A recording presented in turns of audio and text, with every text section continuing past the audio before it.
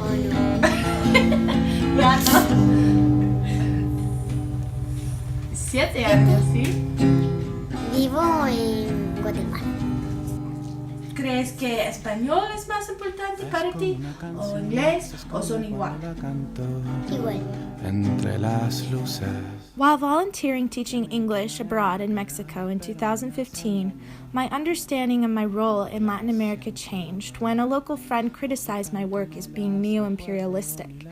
Months passed and I couldn't shake this thought, and thus began my research. I was surprised to find that this was not a new concept and that there was already extensive research in this field of sociolinguistics.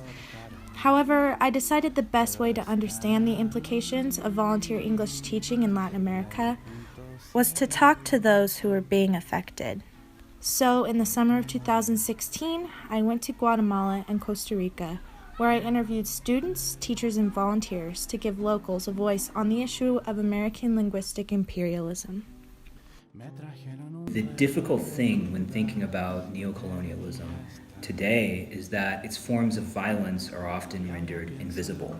This is a kind of occupation and a kind of colonialism that is put forth to help, to offer modern conveniences to a people. Whereas, in fact, there are forces of oppression and violence that we may not see. We had like a time in which colonization was a practice of expansion. Usually there was an economic, religious, and political reason behind it.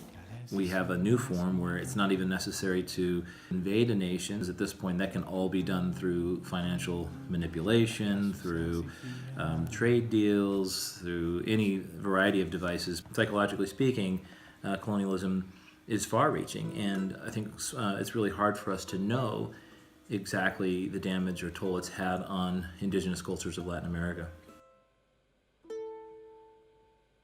No, ambos son iguales, porque con ambos puedo expresarme. No la tomo como lengua secundaria el inglés, sino como una lengua también principal. Hay unos niños que no quieren y hay otros que quieren aprender el inglés. Para mí es importante. Me gusta bastante el idioma, pero también me gustaría aprender otros idiomas para poder viajar.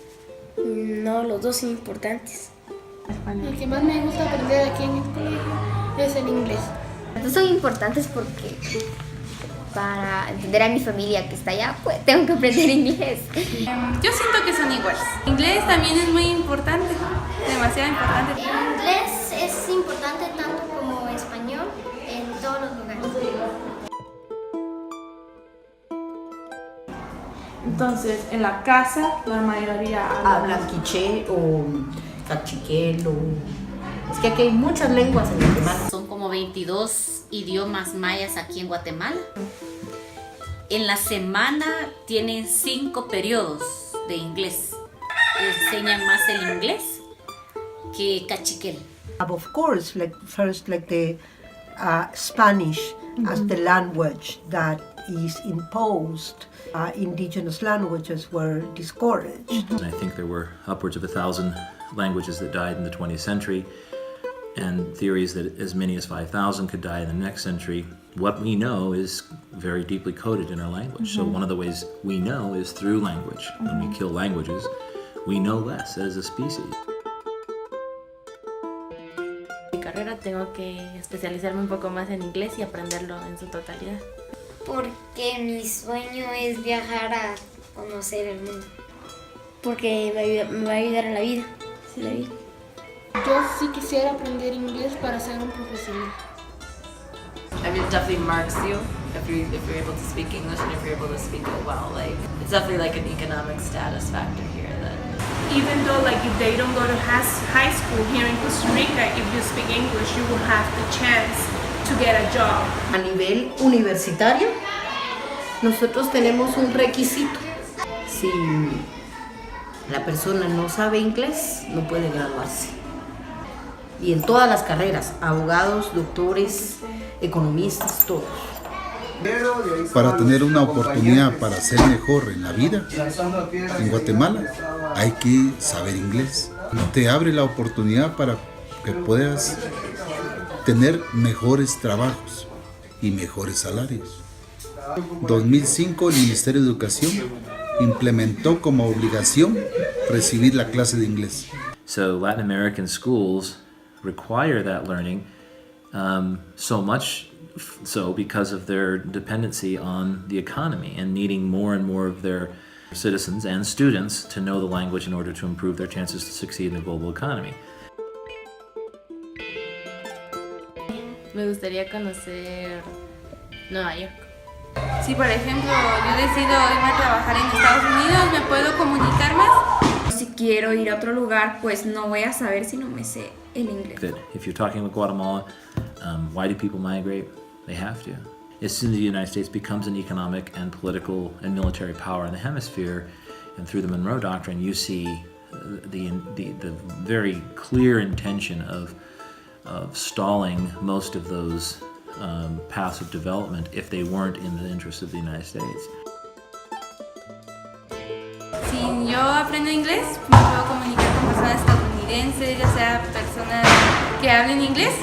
Por ahora hay mucho turismo aquí y ya vienen más los gringos, entonces aquí ya más se está utilizando el inglés que el español. También, o el inglés también, como aquí vienen muchos de América, entonces. This is a super touristic place.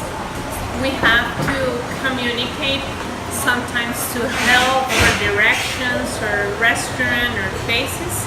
Llega mucho turista, muchos extranjeros que vienen de Estados Unidos y ellos quieren preguntarle algo a uno, saber dónde queda algún lugar, pero como yo no entiendo, entonces me siento como una analfabeta frente a ellos. Te hace sentir inferior. Te hace sentir inferior.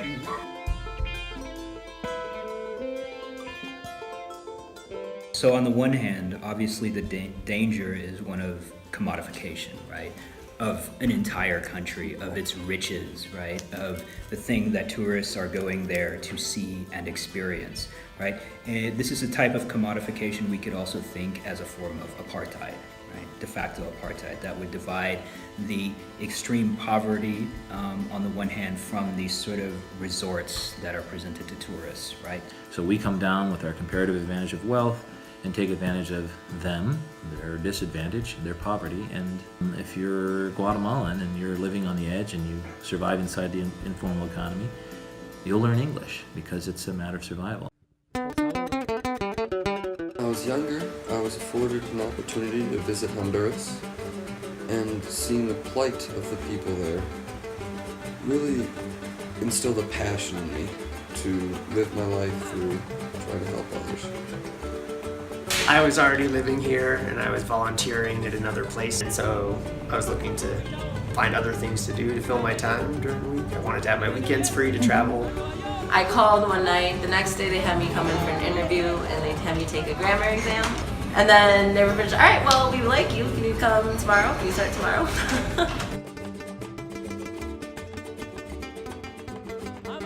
Internal conflict comes with the territory of volunteering abroad. The people, for the most part, are very accepting and grateful for the fact that you would give your time that they know that you could be putting towards other things. It's also, I think, spoken about and sort of done sometimes as just something to like augment somebody's personal like brand or somebody's resume. It can be extremely self-serving, and it's super accessible to young college-educated people to do that kind of thing. It's definitely like very much a class issue. They were just like saying that only American people can teach English, right? So I was like, but we're in Costa Rica, you know, I started to be an English teacher. I was like very sad to hear that. So I don't agree that only American people can teach something, because even for volunteers, they should know how to teach. Because if they don't have the passion, what you need to teach, it doesn't matter if your pronunciation is excellent or if you obviously speak like super good English. If you don't know how to teach it, it's, you know, like it's worth it. someone teaching English in some regions of Canada where French is prevalent would not be asking the same question. So it doesn't have to do with the English language itself. It has to do with all the social forces that are behind like that practice. It is very difficult to separate this political violence with the linguistic issue itself. Thinking historically, all empires have an ideology that sustains it, and one of the big forces of sustaining like these empires is like the masses of population believing that we are the champions. We have a hard time assessing where we are embedded culturally. The volunteers themselves that receive the criticism, I suppose, are receiving it because they don't see themselves as tools in a neo-imperialistic and neo-colonial game. Muchas de mis canciones favoritas son en inglés. Sí. They use it like at their house, like they maybe have like video games or like try to understand certain songs and certain cartoons. Todo nuestro entorno es en inglés. Hollywood and movies and like all that industry that has had an enormous development, an enormous importance. So that of course has created like this mythical place, this utopia place where all the problems are going to be solved. But the effect of mass culture is to homogenize a culture, right? Is to get everyone drinking Coke, everyone to eat fast food, everyone to wear Gap, everyone to shop at Starbucks. So mass culture's point is to try to market something that you want everyone to want and to like.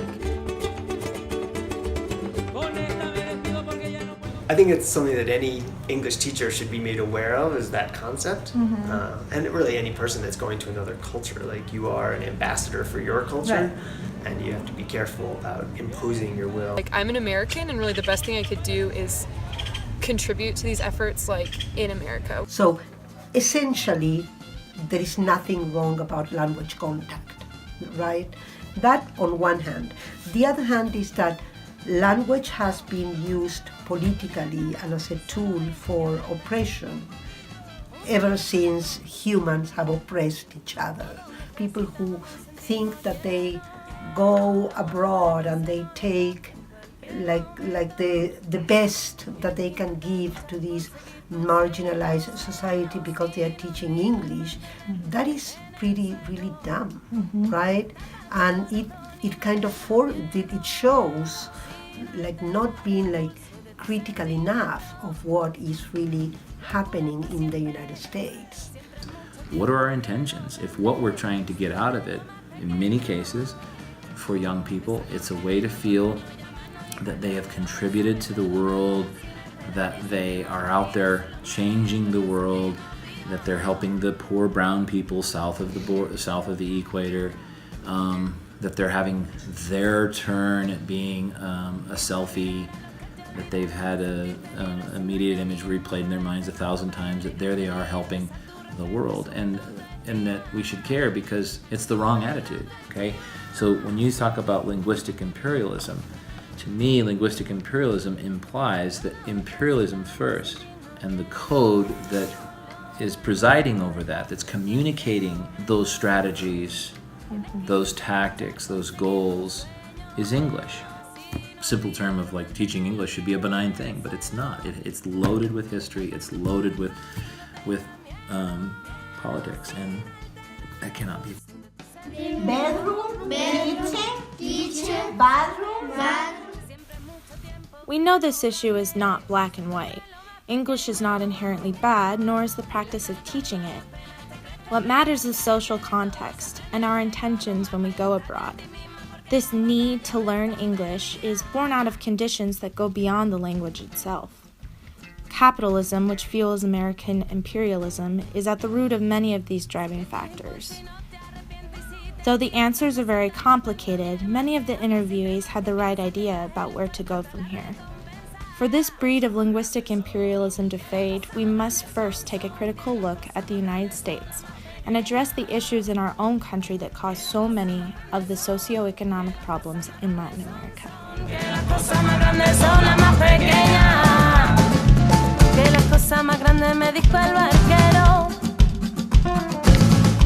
No se compran con dinero, que las cosas más grandes me dijo el barquero.